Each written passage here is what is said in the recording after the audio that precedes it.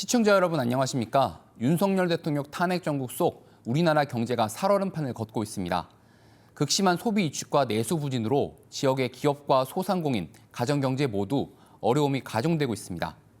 사실상 정부의 리더십 공백 속에서 우리 스스로 문제를 진단하고 돌파할 수 있는 자구책 마련이 절실합니다. 오늘 시시각각에서는 2025년 새해를 맞아 정치적 혼란 속 지역 경제의 위기를 진단하고 이를 극복할 수 있는 해법은 무엇인지 고민해봅니다. 이 시간 함께해 주실 분들 소개해드립니다.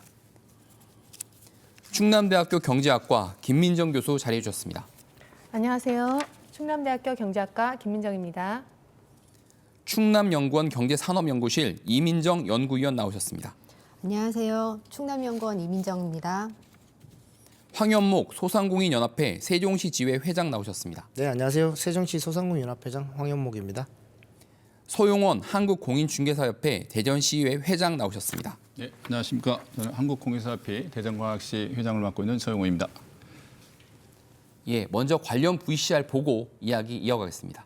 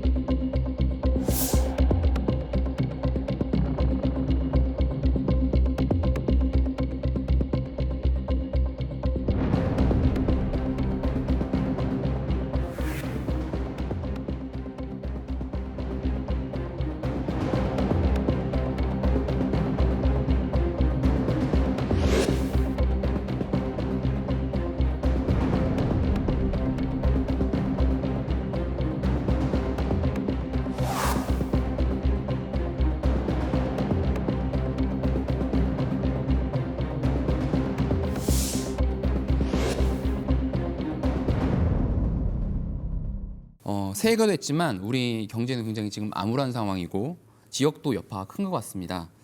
먼저 내부는 우리 지역의 경제 상황 어떻게 진단하고 계신지 먼저 이민정 연구위원님께서 말씀해 주시죠. 네.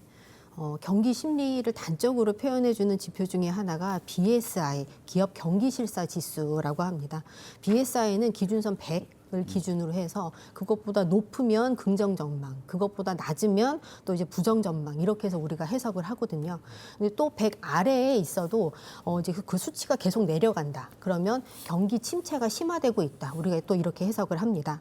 얼마 전에 한국경제인협회가 매출액 기준 600대 기업 대상으로 해서 BSI를 발표를 했는데 이제 올해 포문을 여는 1월 달 전망치가 84.6이었습니다. 이 수치를 이제 우리가 어느 정도로 가늠해야 할까 생각하면 최근 5년간 이제 1월에 BSI만 이렇게 놓고 봤을 때 2021년 코로나 지나고죠. 이제 코로나를 지나면서 91.7이었어요. 그다음에 작년에 91.1이었습니다. 근데 이제 올해 1월에 지금 84 라고 나오잖아요. 그럼 얼마나 이제 우리가 경기 침체를 지금 생각을 하고 있는지 이제 그런 것들을 알 수가 있습니다. 유사한 자료로 한국은행에서도 이제 비슷한 자료를 내고 있습니다. 여기에서는 이제 대전, 충남 지역을 또 볼 수가 있거든요. 여기에서 보게 되면 여기도 그 최근 5년간 1월만 봤을 때 대부분 95, 요 전후에서 이제 왔다 갔다 했던 것을 알 수가 있습니다. 100이 넘지 않았기 때문에 부정 전망인 거는 맞지만 이제 이게 올 1월 수치가 83.7이었어요. 예, 그러니까 얼마나 지금 대전 충남 지역에서 경기를 낮게 부정 전망하고 있는지 이제 우리가 알 수가 있습니다. 이거는 제조업 분야고 비제조업, 그러니까 뭐 요식업이나 음식점이라든지 서비스업 이런 부분에서는 더 낮게 77이 나왔습니다. 그러니까 이제 더 우리가 그 심각하게 받아들이고 있는 거고 또 77이라는 게 2024년 12월 대비했을 때 15포인트나 또 떨어진 거예요. 그러니까 이제 연이 바뀌면서 또 여러 가지 국내적인 그런 상황들이 있었기 때문에 더 낮게 우리가 전망을 하고 있는 게 아닌가 생각이 됩니다. 국가 경제는 물론이고 지역 경제도 굉장히 안 좋은 상황이다라는 네. 걸 수치를 통해서 예. 여실히 보여주고 있군요. 우리 김민정 교수님 어떻게 네. 보십니까? 대내외 지금 불확실성이 확대되면서 내수 및 수출 모두 지금 우려가 되는 상황입니다. 특히 기업의 투자 그리고 가계의 소비 지출이 약화되면서 이제 경기 하방 위험이 매우 큰 상황이고요. 이제 대외적 요인을 한번 살펴보면 트럼프 2기 행정부 출범과 함께 보호무역주의가 확대될 것으로 우리가 예측할 수 있는데요. 충남 지역은 지역 경제에서 수출이 차지하는 비중이 매우 높습니다. 이에 따라서 충남 지역의 올해 수출 여건도 작년과 비교해서 악화될 것으로 예상돼서 내수와 수출 모두 우리가 좀 작년과 비교해서 올해 힘들 것이다 이렇게 생각할 수 있고요. 우리 지역 경제는 작년과 비교해서 위기에 처해 있다 이렇게 진단할 수 있습니다. 어떤 대내외적 환경을 통해서 트럼프 출범, 2기 출범을 통해서 어떤 수출에 더 어려움을 겪을 것이다라는 전망 주셨습니다. 우리 황현목 회장님께서는 어떻게 보고 계십니까? 근데 지금 우리 경제가 굉장히 또 어려운 상황입니다. 올해 정부가 경제 성장률을 1.8%로 전망하면서 사실상 1%대 저성장이 공식화되었는데요. 이는 우리 소상공인들을 포함한 국민 경제 전체가 굉장히 어려운 상황에 직면해 있다는 것을 또 뜻합니다. 말씀하신 수출 부진, 건설 경기 침체 역시 관련 사업자들의 경영에 타격을 받습니다. 하지만 더 큰 문제는 내수 시장입니다. 고금리와 물가 상승이 소비를 억제하고 있고 이는 소상공인들에게 직접적인 영향을 좀 미치고 있습니다. 많은 자영업자들이 매출 감소로 어려움을 겪고 있고 이 과정에 폐업하는 소상공인들이 늘어나고 있는 실정이고요. 결국 이러한 경제 상황은 단순히 특정 산업만의 문제가 아니라 우리 소상공인들의 생존과도 좀 연결이 되어 있다 이렇게 볼 수 있습니다. 그래서 저는 정부가 당면한 경제 위기 상황에서 소상공인들을 중심으로 한 내수 활성화 정책에 좀 집중해야 될 때가 아닌가 이런 생각을 하고 있습니다. 어떤 경제 불황 속에 좀 타격을 많이 받고 있는 분들이 소상공인 분들이다. 또 네, 그런 맞습니다. 말씀도 지적해 주셨고요. 우리 소영원 회장님께서는 어떻게 전망하십니까? 앞에서 우리 경제학 교수님들, 연구원님들 다 말씀을 하셨지만 또 각종 그 발표 자료를 지금 보더라도 우리 교수님들이 말씀하신 것처럼 올 25년도의 경제 전망이 참 어둡다라고 지금 느껴지고 있고요. 경제의 어떤 성장률 역시도 또 그렇고 또 소비자 물가 역시도 좀 불안한 걸로 지금 보이고 있고요. 내수 시장 역시도 좀 모든 게 좀 불안하다. 그리고 수출 역시도 좀 지금 그런 시장을 좀 보이고 있고요. 특히 이제 부동산 시장 같은 경우에는 어떤 그 경제적 어떤 불확실성이랄지 정책 방향의 어떤 미비점, 그다음에 금융 및 유한 시장의 어떤 변동성, 그다음에 가계부채가 널로 지금 증가하고 있거든요. 이거에 대한 어떤 금융의 어떤 불균형, 그다음에 미분양 물량이 점진적으로 지금 증가하고 있다라는 거죠. 그리고 고분양가로 인한 거래가 지금 전반적으로 지금 감소하고 있고, 그리고 어떤 양극화, 부동산 시장에서도 양극화 현상이 이제는 양극화를 넘어서 세분화 시장으로 지금 변하고 있기 때문에 전반적으로 이렇게 넉넉하지는 않다라고 지금 보여지고 있습니다. 네, 우리 아무래도 부동산 전문가답게 지역 부동산 시장에 대한 현황과 전망을 좀 해주셨습니다. 이제 각자 패널들께서 어떤 총론적인 얘기를 해주셨고 이제 본격적인 토론으로 좀 들어가 볼 텐데요. 먼저 아까 우리 황 회장님께서 짚어주셨지만 내수 부진으로 인한 어떤 소비 심리의 위축으로 인한 자영업자들, 소상공인들의 좀 타격이 많이 큰 것 같습니다. 특히 이제 고물가, 고금리, 가계소득 저하 이런 여러 가지 요인이 있을 텐데요. 실제 이제 연초잖아요. 어떻습니까 분위기가, 현장 분위기가? 지금 고물가와 고금리로 인한 영향이 지역 상권에 크게 나타나고 있다고 보시면 되고요. 전국적으로 연말과 연초는 소상공인들에게 대목으로 정말 기대가 되는 시기인데 올해는 경제 위기, 내수 경제 침체와 또 비상계엄 사태가 겹치면서 우선 시민들의 불안함과 고금리로 인한 대출 이자가 부담이 커지면서 생활비도 올라가다 보니까 소비 여력이 크게 줄어든 거에 이게 큰 요인으로 작용하고 있습니다. 그 영향력으로 또 음식점, 카페, 소규모 매장 같은 골목 상권이 연말 연시에 예약 취소가 많아졌고 매출 감소도 이어지는 소비 위축 현상이 계속 이어지고 있다고 보시면 되고요. 연말 연초에 매출이 줄어들면서 불안한 마음으로 다가오는 명절과 비교적 또 비수기로 불리는 2월달, 3월달을 맞이하는 소상공인들은 지금 절박한 심정으로 연초를 보내고 있다. 이럴 때일수록 또 지역 소비를 살릴 수 있게 활성화를 위한 지자체와 정부의 지원이 절실하고 또 시민들의 관심과 참여가 좀 필요한 중요한 시기라고 생각하고 있습니다. 직접 또 자영업을 하시는 입장이시다 보니까 더 절실하게 그런 말씀이 좀 다가오는 것 같습니다. 우리 이민정 연구위원께서는 지역 경제가 전공이시잖아요. 어떻습니까? 지역에 지금 소비 심리가 정말 크게 위축이 돼서 자영업자들이 많이 힘들어하시다고 하는데 어떻습니까? 네, 황 회장님 실제 분위기 이제 말씀해 주셨는데 이런 게 그 조사 지표에서도 나타나고 있습니다. 소비자 심리 지수를 이제 발표를 하거든요. 이게 확 떨어진 거를 우리가 알 수가 있어요. 우리가 작년 한 해 코로나 때보다 더 힘들다 이렇게 우리가 계속 얘기를 했었는데 작년에 가장 낮았던 소비자 심리 지수 이게 이제 9월 달에 96.2였습니다. 그랬는데 12월 작년 말 이제 12월 수치가 85.2였어요. 그러니까 확 떨어진 거죠. 근데 이 조사를 매달 15일 전후에 합니다. 우리가 타이밍을 보면 12월 3일에 비상계엄 그 선포 있고 그 소비 심리 위축이 바로 여기에 반영이 됐다라는 걸 우리가 알 수가 있습니다. 또 좀 특징적인 게 이 조사를 13개 권역으로 이제 발표를 해요. 근데 우리 지역, 대전, 세종, 충남 지역의 그 수치가 평균보다도 낮고 이게 끝에서 세 번째입니다. 예, 이게 소비자 동향 지수 또 이제 다른 항목 중에 그 경기 전망 지수 이런 것도 우리가 지금 낮고 어쨌든 전반적으로 여러 가지 항목 중에 경제 상황에 대한 인식 여기에 들어가는 관련 지수들이 지금 우리 지역이 다 평균 이하. 끝에서 세 번째 뭐 이렇게 되고 있기 때문에 정말 우리 그 지역에서 좀 더 민생 그다음에 내수 진작 정책을 좀 심각하게 고민해야 되지 않나 생각이 듭니다. 여러 가지 문제가 지금 복합적으로 얽혀 있는 것 같은데요. 뭐 대전은 소비가 많다 보니까 그런 내수 부진에 굉장히 영향을 많이 받을 것이고 또 세종시는 공무원의 도시다 보니까 좀 현 전국에 굉장히 많이 영향을 받을 것이고 충남은 아까 말씀하셨던 수출 문제 여러 가지 굉장히 복합적인 얘기라는 생각이 드는데요. 앞으로 이제 토론을 통해서 차차 얘기를 진행을 하면 될 것 같고요. 특히 말씀해 주신 것처럼 이제 내수 부진이 계속되면 결국 자영업자들이 못 버티고 뭐 폐업을 한다든지 이런 안 좋은 사례들이 많이 나오지 않겠습니까? 특히 대전, 세종, 충남은 자영업자 비율 높고 폐업률 통계를 좀 보니까 한 10% 내외, 한 10곳 가운데 한 곳이 폐업을 하고 있는 상황인 것 같습니다. 어떻게 보십니까? 이런 상황에 대해서. 네, 아까 전에 이제 이 박사님께서 말씀하셨듯이 소비자 심리 지수가 전국적으로 하락했습니다. 근데 문제점은 우리 지역의 소비자 심리 지수가 더 크게 하락한 게 문제이고요. 이 뜻은 무엇이냐면 우리 지역 소비자들이 경제 상황과 향후 경기 전망에 대해서 부정적으로, 비관적으로 보는 시각이 매우 높다라는 것입니다.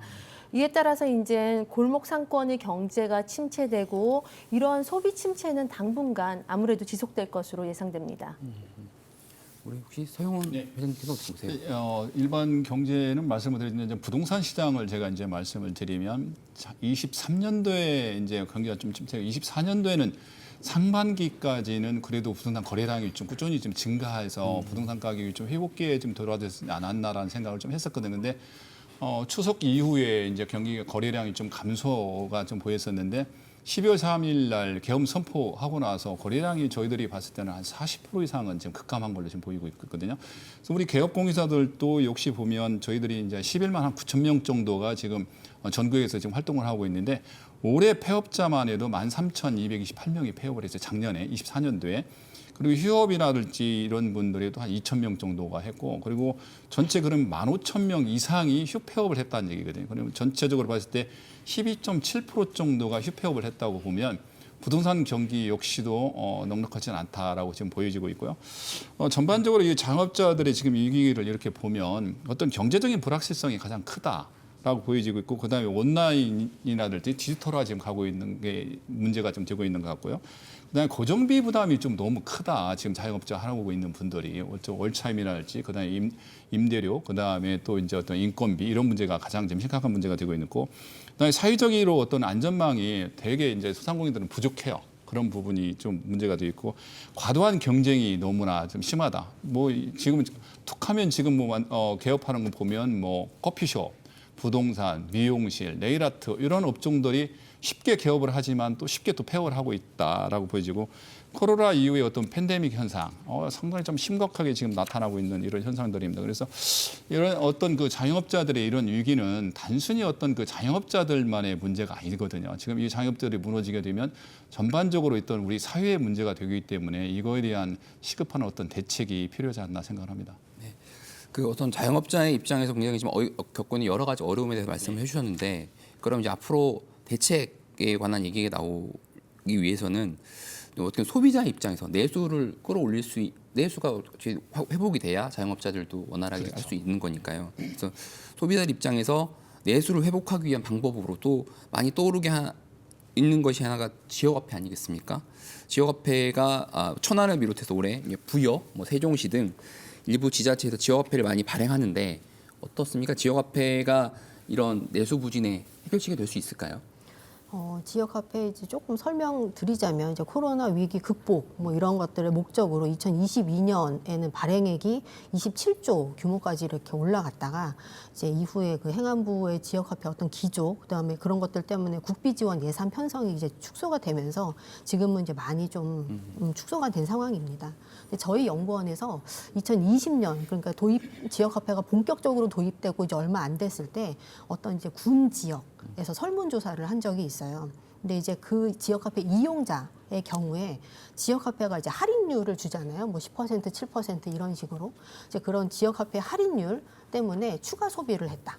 뭐 이런 응답이 71% 정도. 그 다음에 법정화폐 우리가 그냥 일반적인 원으로 이제 지급을 했을 때 각종 지원금이나 수당 이런 것들을 원으로 받았다면 다른 지역에서 소비했을 거다. 이런 응답이 76% 이렇게 나왔어요. 그러니까 지역 화폐가 우리 지역 안에서 이렇게 돌게 하는 그런 기제가 되는 것 같다. 이제 이런 것들을 조금 확인을 할 수가 있었습니다. 그리고 소상공인 분들도 이제 골목상권 활성화 이런 측면에서 굉장히 긍정적인 이제 응답을 해주셨고요. 근데 이제 지역화폐가 이미 도입되고 한 5년 정도 이제 흘렀잖아요. 지역화폐 이용자가 지역 주민의 이제 상당 비중을 이제 차지하는 곳들이 많습니다. 그래서 그 인구수로 만약에 보게 되면 한 절반 이상 될 것 같고 뭐 경제활동 인구 보게 되면 거의 뭐 대부분 요즘 다 이제 앱 깔아서 쓰시고 하시니까요.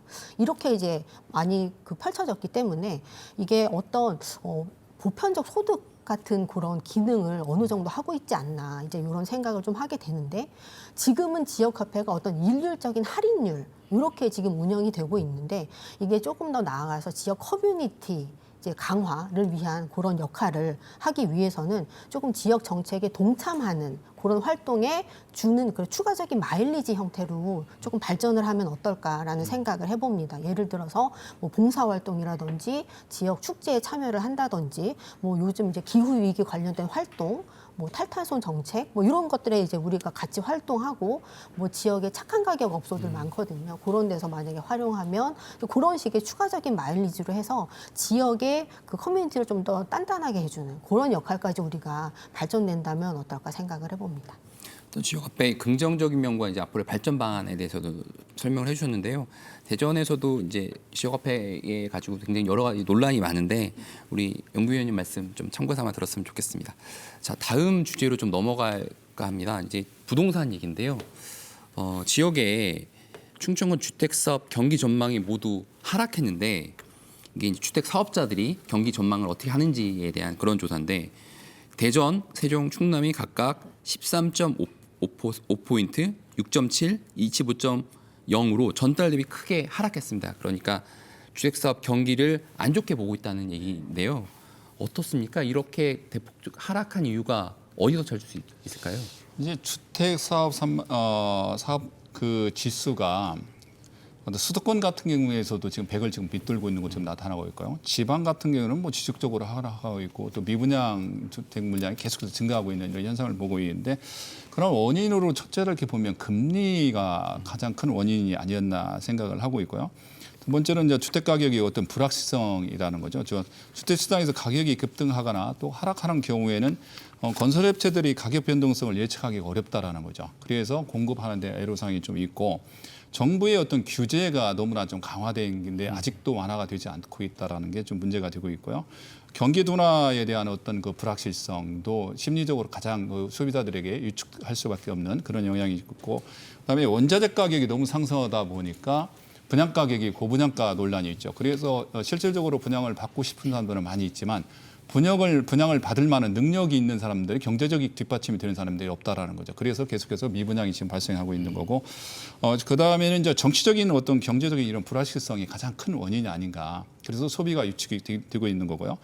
주택사업 전망지수가 하락에 대한 그 어떤 그 대책으로 저희들이 이제 연구를 해보면 첫째는 금리 인하를 좀 빨리 좀 서둘러야 되지 않나라고 생각하고 그다음에 반대로 또 정부의 규제를 조금 완화할 수 있는 부분은 과감하게 좀 완화를 해줬으면 좋겠다. 그래서 규제 완화랄지 세제 혜택이랄지 이런 부분에 대해서 공급 위주로 가야 되지 않느냐. 그리고 신규 주택이랄지 공급을 장려하는 정책이 계속해서 필요하다라고 저희는 지금 보고 있습니다.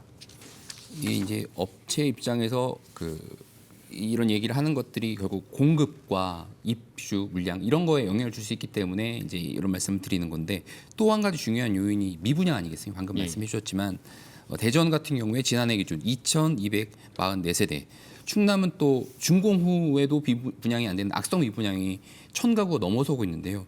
이런 미분양 물량들이 결국은 부동산 시장에도 영향을 주는 거잖아요. 어떻습니까? 예. 미분양 물량이 전반적으로 어떤 그 소비 심리랄지 매수 심리를 위축하는 게 맞죠. 그리고 지금 그 발표에 의하면 뭐 미분양 물량이 좀 전에 사회자님도 말씀하셨지만 실질적으로 현장에서 보면 그 미분양 물량이 훨씬 더 많습니다. 겉으로 이제 필증 수치상으로지만 나타나지 않는 그런 미분양 물량이 많다라는 게 더 문제가 지금 되고 있고요.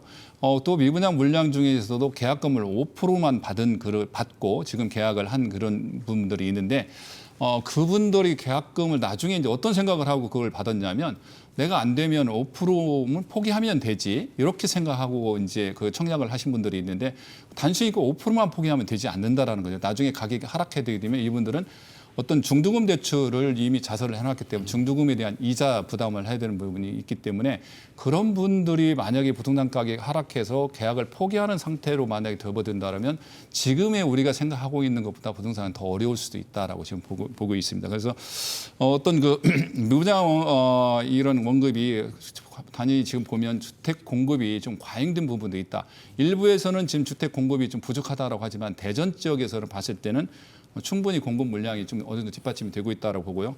올해 2025년도에 14개 단지에서 지금 그 분양 입주할 물량이 약 한 12,000세대 정도가 됩니다. 올해만 또. 그리고 26년도에는 약간 좀 적어서 6,300세대 정도가 되고 있고 반면에 또 27년도에는 12,500세대 정도가 입주 물량이 되고 있습니다. 그래서 입주 물량은 충분히 받쳐주고 있다. 그리고 그만큼 또 소비 그러면 인구가 증가가 돼야 되는데 그렇지 않다. 그래서 대전 지역만큼은 공급이 부족해서 부동산 가격이 폭등하거나 그럴 염려는 아직은 좀 없는 걸로 보이고 있습니다. 전반적인 어떤 공급자적 입장과 어떤 시장의 동향에 대해서 이제 설명을 해주셨는데 어떻습니까? 그 수요자 입장에서 실수요자 입장에서 내 집 마련이라든가 아니면 전세를 구해야 되는 실수요자 입장에서 올해 어떨까요?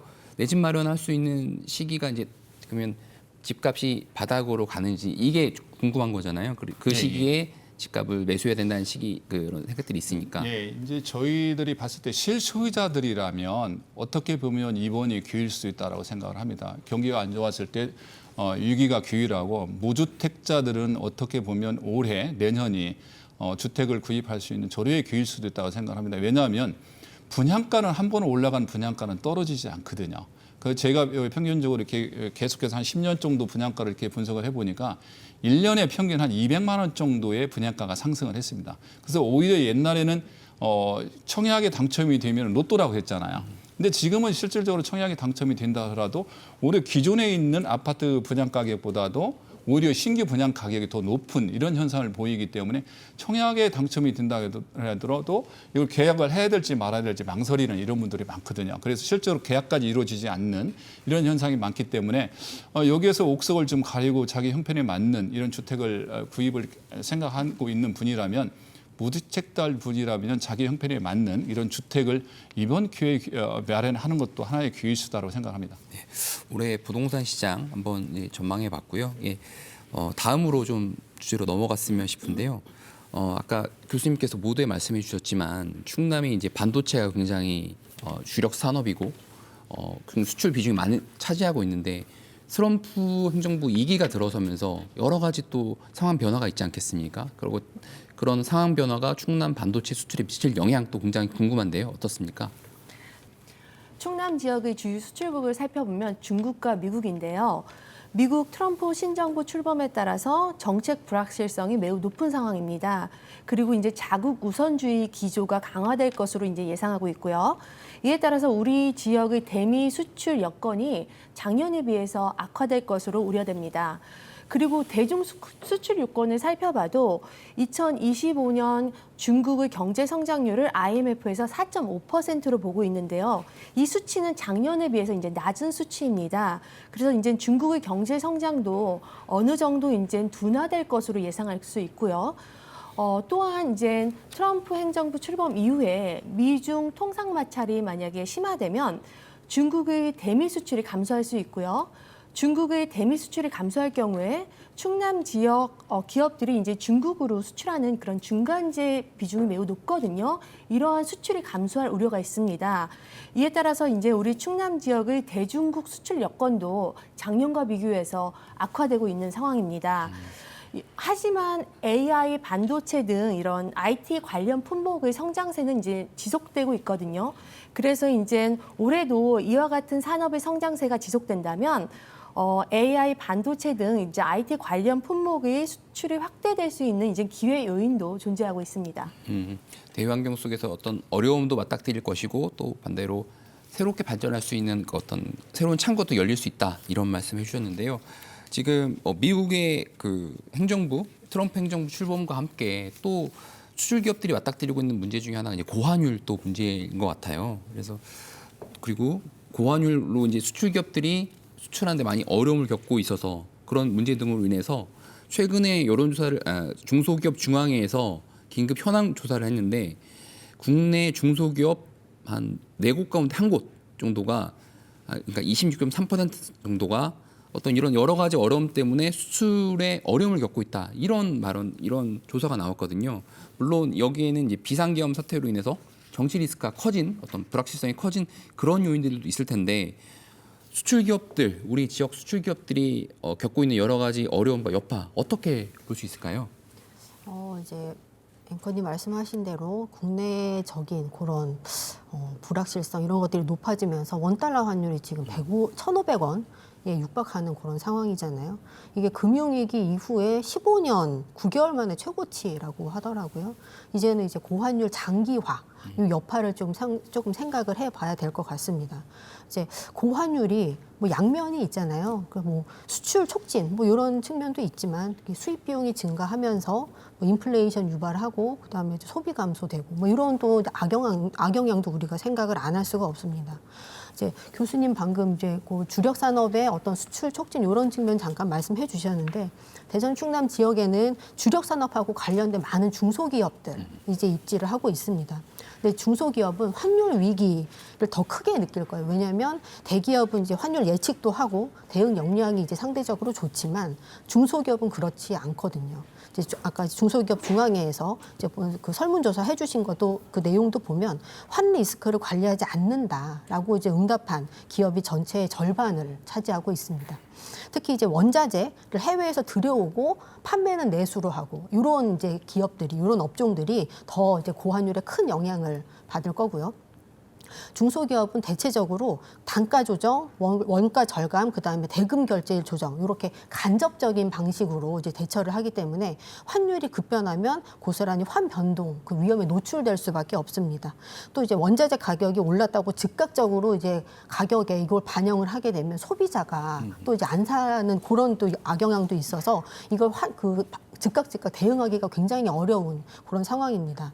정부에서 이제 1차적으로 여러 가지 대응도 하시겠지만 지자체도 이제 해외 사무소라든가 이런 다양한 사업들이 또 있기 때문에 이런 것들을 통해서 수출선 다각화 그다음에 판로 확보 이렇게 해서 좀 리스크를 완화하는 이런 노력들이 있어야 될 것으로 생각이 됩니다. 네, 교수님 그 국제경제 이제 전문가시잖아요. 어떻습니까? 고환율이 지금 방금 연구위원님께서 말씀하셨던 대로 출기업들에게 여러 가지 영향을 끼치고 있는데 이런 현상이 올해 내내 계속되겠습니까? 어떻습니까? 어떻게 전망하세요? 일단은 지금 올해는 환율이 상승할 그런 요인들이 더 많은 지금 상황이고요. 일단 환율이 높은 상황에서는 우리나라 기업들은 중간재를 해외에서 수입해서 이제 수출을 하는 그런 구조인데요. 이런 중간재 비용을 지불할 때 이 환율이 높으면 이제 부담이 높아질 수밖에 없는 거죠. 그래서 이제 기업의 채산성 악화라든지 문제점이 발생할 수 있고요. 그래서 아무래도 올해는 수출 기업들이 중간재를 이제 해외에서 수입하는 그런 수출 기업들이 채산성이 악화될 것으로 우려됩니다. 국내적 어떤 정치적 불안한 그 리스크가 고환율에 미치는 영향은 또 있는 거잖아요. 그렇다면 이제 올 한 해 앞으로 계속 지켜봐야 되겠습니다만 이런 불확실성이 이제 계속 간다면 고환율은 계속 이제 될 것이고 만약 이런 리스크가 좀 해결된다면 그런 환율에도 영향을 주는 겁니까? 네, 맞습니다. 올해는 아무래도 그래도 환율을 상승시키는 요인이 있고 이제 하락시키는 요인이 있는데 올해는 아무래도 이제 어떤 정책의 불확실성이 크고 정치적으로 이제 좀 불확실성이 큰 상황이잖아요. 그래서 아무래도 상승 요인이 좀 많은 지금 상황이고요. 그래서 이러한 고환율 사태는 좀 올해 좀 지속되지 않을까 생각됩니다. 그렇군요.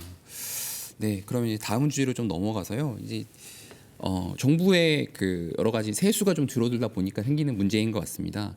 지방 재정 교부세가 굉장히 크게 줄어들고 있어서 지방 자치단체들이 굉장히 영향을 많이 받고 있는데 2023년 대전시의 재정 자립도가 42.3%였는데 2024년 작년에는 41.7% 떨어졌고 충남 역시 33.6%에서 32.4%로 하락했습니다. 그러니까 재정 자립도가 떨어지고 있는 데는 이제 지방 재정 교부세가 굉장히 큰 폭으로 감액돼서 생기는 현상도 큰 것 같습니다. 이 연구위원님, 작년에 실태가 좀 어땠고 이에 따른 영향이 어땠습니까? 예, 이제 교부세 잠깐 설명드리면 교부세는 이제 지자체 행정 운영에 필요한 그런 재정 지원을 이제 하는 그런 장치잖아요.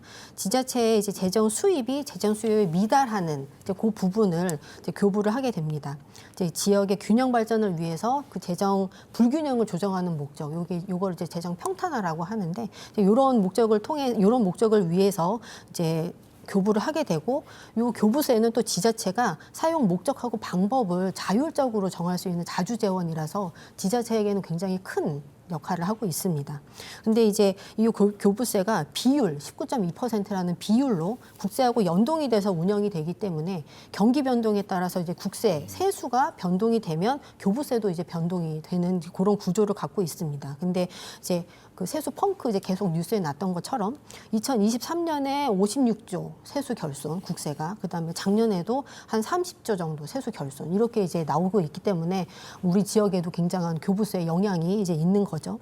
2년 연속에 이제 교부세 삭감으로 인해서 현장에서 다양한 사업을 운영을 해야 되는 지자체에선 굉장히 지금 곤란한 상황, 반발의 목소리 이런 것들이 지금 나오고 있는 상황입니다. 그 뉴스를 보니까 교부세 그러니까 이제 충남 같은 경우에 이제 1,900억 원 정도 이제 덜 왔고 대전은 한 400억 원, 그다음에 세종은 한 56억 원 감액이 지금 전망된다 이런 내용들이 나오고 있더라고요. 근데 이제 교부세는 법정 의무라서 이거를 중앙정부가 임의로 삭감을 하면 안 됩니다. 이제 정부가 불가피하게 이제 변경을 하려고 할 때는 먼저 이제 추경안 편성으로 해서 그다음에 이제 세입 세출을 조정하고 국회 심의를 받거나 일단 지급하고 차년도에 이제 예산을 조정하는 게 원칙인데 지금 이제 그런 측면에서도 얘기가 많이 나오고 있는 이제 상황입니다. 이게 충남도, 광역시 이런 측면을 여기에서 좀 더 내려가서 자치구, 그다음에 시군 이렇게 내려가게 되면 더 재정 자립도가 낮게 되거든요. 그래서 더 어려움을 겪게 됩니다. 지역에 그 다양한 사업들, 복지 사업들, 개발 사업도 있지만 이런 사업들이 지자체 매칭으로 들어가게 되는데 이런 부분에 또 이제 타격이 가는 거거든요. 이런 부분을 메꾸려고 지방채 발행을 또 늘리고 있는 그런 상황입니다. 근데 지방채는 말 그대로 빚이기 때문에 이 빚에 대한 이자 상환 부담이 또 늘어날 수밖에 없는 그런 구조, 그런 악순환에 빠지게 됩니다. 이제 지방채를 지금 발행하는 그런 내용들이 예를 들어 충남 같은 경우에는 지방도로 정비, 그다음에 농어촌 생활용수 개발, 그다음에 주택 공급 사업, 그다음에 스마트팜 이런 식으로 공약 사업도 있지만 원래 지역에서 해야 되는 인프라를 위해서 해야 되는 이런 사업들에 이제 들어가게 되는데 이런 부분들이 계속 그 이자까지 맞물리면서 어려워지는 재정 그 지방 재정을 압박하는 이제 그런 그 상황이 되고 있고요. 지금 여러 가지 그래서 지역에서도 우리가 지금 이런 상황, 지금의 그런 운영 상황에서는 조금 을 좀 돌아볼 필요가 있다. 이런 이제 자정의 목소리가 지금 계속 나오고 있고, 예를 들어서 강원도 같은 경우에는 작년 6월에 강원형 재정 중칙이라는 그런 걸 발표를 했더라고요. 그러니까 안정적인 재정 관리에 대해서 우리가 다시 한번 생각해 보겠다. 이제 그런 기준을 마련을 한 거죠. 이제 우리 지역에서도 조금 한번 고민을 해야 될 이제 그런 상황이라고 생각을 합니다. 말씀 듣다 보니까 아까 지방재정교부세 교부가 법적 의무라고 하셨잖아요. 근데 일방적으로 삭감하면 안 된다는 얘기인데 그렇죠. 네. 일방적으로 삭감을 한 거 아니겠습니까? 네. 이것에 대해서 이렇게 해도 되는 건가요? 원칙적으로 안 되죠. 그래서 이제 당장에 이제 그거를 그래서 이제 정당 측면에서는 이거를 법으로 그렇게 못하게 당해년도는 그렇게 못하게 하겠다 그런 법 뭐 개정 요구하는 그런 분들도 계시고 뭐 시군구 이제 그 협의체 같은 데에서도 이제 그런 거에 대해서 다양한 의견들을 내고 계십니다. 교수님 어떻습니까? 지금 작년에 이제 지방교부세 줄어든 수치를 좀 말씀해 주셨는데 올해도 국가 경제가 특히 어떻습니까? 지금 좋을 거보다는 안 좋을 거라는 전망이 많을 것 같아서 세수 결손이 클 것 같은데 그러면 지방재정교부세 올해도 많이 줄어드는 거 아닙니까? 네. 올해도 뭐 전망은 그렇게 좋지는 않고요. 근데 이제 세금을 거둬들일 수 있는 법 자체가 중앙 정부에 치중되어 있어서 지방 재정 자립도를 지자체에서 이렇게 자체적으로 높일 수 있는 방법은 매우 한계가 있습니다. 이에 따라서 이제 각종 정책이 차질 없이 추진이 돼야 되는데 뭐 일자리 창출 정책이라든지 저출산 그리고 고령화 대책 같은 이제 맞춤형 정책이 차질을 빚을 우려가 높고요. 그리고 지자체가 각종 이제 공약 사업을 추진하지 않습니까? 이러한 사업에서도 어느 정도 어려움이 있을 거라고 이제 생각됩니다. 그런데도 어쩔 수 없는 건가요? 그런 상황이 생겨도 네, 지금 이 지자체가 자체적으로 이제 재정 자립도를 높일 수 있는 방법이 제한적이다 보니까 지금 올해도 어쩔 수 없이 이제 어려운 상황이 지속될 것으로 생각됩니다. 지자체가 할 수 있는 일이 이제 아까 말씀하셨던 것처럼 지방채 그러니까 빚을 내서 사업을 할 수 있는 뭐 그런 수단이 있는 것 같습니다. 그러다 보니까 작년에 충남도 같은 경우에는 지방채 발행 규모가 지난 전년도보다 66% 무려 66% 늘어난 3,900억을 편성했고요. 그런데 이게 빚을 내서 지역 지방단체가 빚을 내서 살림살이를 하고 이게 빚은 계속 늘어나고 이 빚을 갚기 위해서 이자 부담도 늘어나고 하는 게 악순환인 것 같거든요. 이런 악순환을 끊어낼 수는 없는 겁니까? 아무래도 이런 빚을 내서 사업을 추진하면 이 이자 비용과 또 이 빚을 추후에 갚아야 되는 거잖아요. 근데 이제 당장은 어떤 사업을 추진하더라도 이런 빚이 다음 세대의 부담으로 지금 이어지기 때문에 어떻습니까? 이런 악순환을 끊어내야 될 텐데 이런 게 쉽지 않은 거죠. 현재 상황에서는. 예, 이제 아까 교수님도 말씀을 해주셨지만 그 지방 재원을 구성하고 있는 이제 그 측면에서 뭐 지방세가 굉장히 적은 그런 상황이기 때문에 이게 지자체 차원에서 이거를 변경하기가 굉장히 어려운 상황입니다. 뭐 가까운 일본만 하더라도 뭐 국세 대 지방세 이게 이제 6대 4. 이렇게 이제 편성이 돼 있는데 우리나라는 8대 2에 이렇게 돼 있기 때문에 중앙에 어떤 국세에 의존할 수밖에 없는 그런 상황들 이제 그런 게 이미 고착화가 돼 있고 그다음에 새로운 세원을 이제 우리가 발굴을 하려고 해도 통과해야 할 그런 그 장벽들이 굉장히 많습니다. 그러니까 이제 뭐 흔히 하는 말로 중앙 정부에서 기침하면 지방에서는 예, 태풍 분다고 뭐 이런 식으로 우리가 이제 굉장히 정부 의존도가 높게 이 논의가 굉장히 오래됐지만 이거를 타파하기가 굉장히 어려운 상황이라서 지금 우리가 그래도 할 수 있는 그런 일들은 어떤 지방채 이 부분에 대해서 뭐 철저한 그 채무 상환 계획 이런 것들을 좀 세워서 지방채 규모를 좀 안정적으로 유지하는 예, 그런 방안들, 그다음에 선수금 이런 것들을 좀 체계적으로 관리하는 방안들, 그래서 이제 부채를 감축하자 이런 쪽으로 우선 나아가고 있는 거고요. 또 이제 국회에서 이제 예산 결산 분석 시스템 이런 것들을 운영을 하고 있는데 지역에서는 이런 부분들이 또 좀 상대적으로 미숙한 부분이 있습니다. 이제 이런 것들을 통해서 지금 더 재정 감독하는 이런 것들에 우리가 지역 차원에서는 좀 집중해야 된다. 이런 식으로 우리가 생각을 하고 있습니다. 예, 어떤 이런 악순환에 대한 어떤 지역 자체 지자체 차원의 어떤 대체 해야 될 일을 말씀해 주셨는데요. 결국 지역 경제가 좀 활성화되면 세수가 좀 더 늘어나고 좀 더 도움이 되지 않겠습니까? 이런 면에서 어떻습니까? 이런 이 같은 위기를 돌파할 수 있는 대책을 좀 어떻게 생각하시는지 우리 소영원 회장님께서 한 말씀 일단은 해주시죠. 지자체에서도 고민이 많을 거라고 생각해요. 세수는 없는데 써야 될 곳은 많고 그렇다고 쓰지 않는다면 지방채 발행을 하지 않고 어떤 그 활용을 않는다라고 보면 지방 경제는 더 위축될 거라고 보거든요. 그래 경기 활성화, 내수 경기 활성화를 위해서도 어떻든 활용을 해야 된다라고 보는 거고 가장 그 2020년대 이때는 그 이 부동산 거래가 무척 활성화됐을 때는 시청 공무원이 뭐라 했냐면 도대체 이 세수가 예상을 못할 정도다. 너무나 많이 거쳐서 걱정을 했었거든요. 그때는.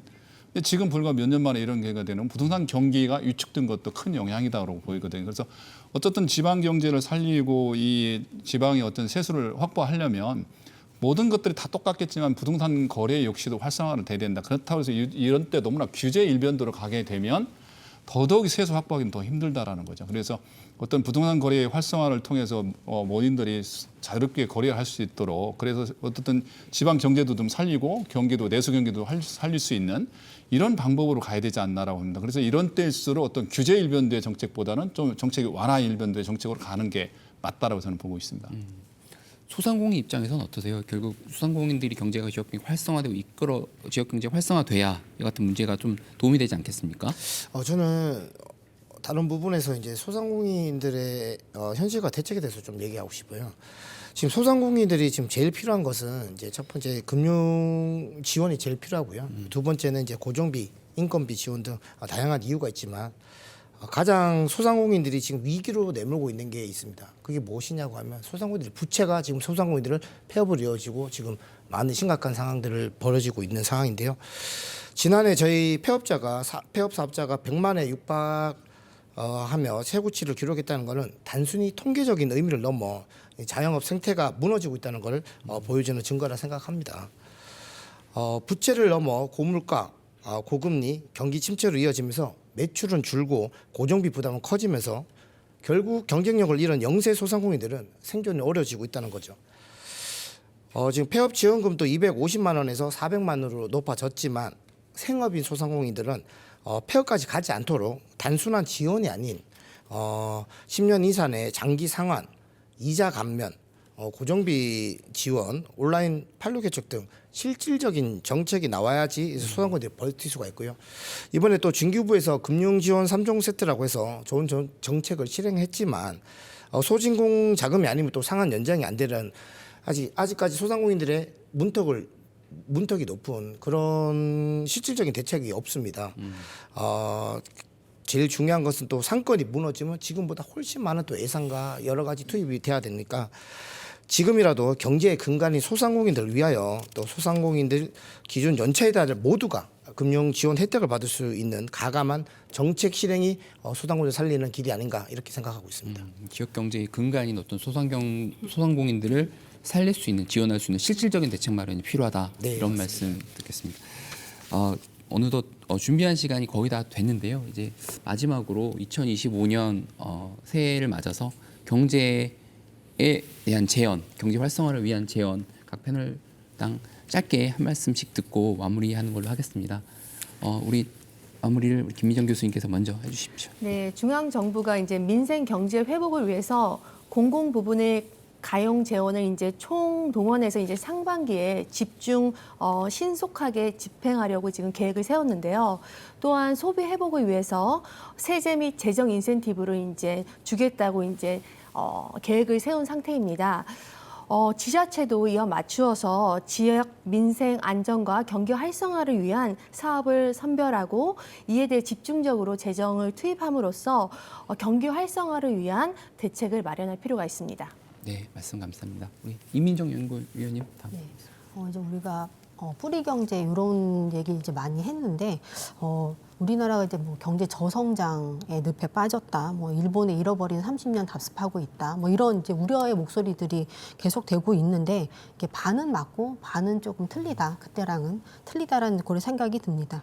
우리나라가 일본의 그 철강, 석유화학, 조선업 이런 것들을 캐치업했고 이후 일본이 그 신산업을 발굴을 못한 게 이제 일본의 이제 잃어버린 30년의 그 시작이라고 한다면 지금 우리나라가 중국하고 비슷한 그런 상황에서 그런 건 좀 비슷하지만 그때와 다르게 우리는 지금 신산업, AI, 바이오, 전기차 등등의 이런 부분들이 좀 나오고 있거든요. 여기에서 우리가 산업 경쟁력을 또 어떻게 갖춰야 될까 이런 부분들을 고민할 필요가 있다고 생각합니다. 지금 뭐 민생 경제 많은 대책들 나오고 있지만 거기에 더불어서 우리가 이제 신산업 육성 단계 정부 지원도 우리가 본격적으로 하고 좀 더 주도권을 잃지 않기 위해서 그런 경제적인 그 발맞춤을 하기 위해서 우리가 그런 부분에도 계속 노력을 해야 되고 청년 실업이 굉장히 오랫동안 얘기가 되고 있는데 이런 신산업에서 청년 실업을 이제 흡수를 해줘야 또 취업도 해소되고 소비가 살아나고 민생 경쟁, 내수 경제 이런 것들이 살아나기 때문에 이런 부분도 우리가 놓치지 말고 가야겠다는 생각이 듭니다. 네, 우리 소영훈 회장님. 지금 이제 건설 경기가 매우 위축되고 있는데 그래도 대형 건설사들은 대부분 보면 아파트 위주로 지금 가고 있거든요. 근데 지금 중견건설사들이 지금 부도위기에 지금 처해 있는 게 많습니다. 그리고 우리 주변에도 보면 전에는 다가구 주택이랄지 뭐 상가주택이랄지 이런 부분들이 건설이 그래도 많이 활성화가 됐었는데 지금 주변에 보면 거의 그런 경기가 전혀 지금 이루어지지 않고 있기 때문에 중견건설사들이 진짜 부도위기에 지금 놓여 있습니다. 그래서 정부에서도 지나치게 지금 그 규제되어 있는 이런 건설 제도를 좀 완화할 필요가 있다. 그리고 다가구 주택이랄지 빌라랄지 이런 부분들을 무시하면 정말 서민들이 갈 곳이 많이 그런 곳이거든요. 근데 서민들이 다가구 주택에서 그다음에 이제 빌라에서 아파트로 가는데 전부 다 지금 모든 게 지금 아파트 위주로 가게 되면 서민들 입장에서는 그만큼 어떤 주거 비용이 부담이 되고 그다음에 다가구 주택 이런 부분들이 지금 사실 아파트로 가는 그 마중물 역할을 많이 했거든요. 근데 그 부분이 중간 지금 사다리가 지금 사라지는 그런 느낌이기 때문에 정부에서도 이런 부분에 좀 신경을 써서 소상공인들이 어떻게 하면 또 중견건설들이 어떻게 하면 좀 살아날 수 있을지 좀 건설 경기도 좀 활성화할 수 있는 이런 정책이 절대적으로 필요하다라고 보고요. 끝으로 정말 말씀드리고 싶은 거는 정말 국민들이 지금 정치를 너무 걱정하고 있습니다. 지금 보면. 근데 정치인들은 정말 국민들을 생각하고 있는지 정말 좀 묻고 싶고요. 그래서 새해에는 정말 국민들이 정치를 걱정하는 게 아니라 정치인들이 정말 국민을 좀 걱정하는 이런 정치를 했으면 좋겠다는 바람을 좀 가져봅니다. 네, 황현목 회장님. 네. 네, 경제 위기 속에 정부의 지원하는 정책들이 나오고 있지만 소상공인들에게 체감으로 느끼는 정책들은 아직 나오지 않는 걸로 보고 있습니다. 소상공인들을 위해서 획기적인 금융 프로그램이 나오지 않는다면 소상공인들의 줄폐업과 수용 불량자들이 넘쳐날 거라고 생각합니다. 시급히 대책을 세워주시길 바라겠습니다. 말씀 감사합니다. 새해가 밝았지만 지역민들은 언제 해소될지 모르는 정치 사회적 혼란과 경제 불안에 마음을 둘 곳이 없습니다. 하루빨리 내란 사건을 매듭지어서 정치 불안을 해소해야 경제도 안정을 찾을 거고 국민들도 일상으로 돌아갈 수 있을 것 같습니다. 불안과 비관 대신 안정을 찾고 희망을 품는 그런 새해가 되기를 바랍니다. 대전 MBC 시시각각 오늘 순서는 여기서 마치겠습니다. 함께해 주신 시청자 여러분 고맙습니다.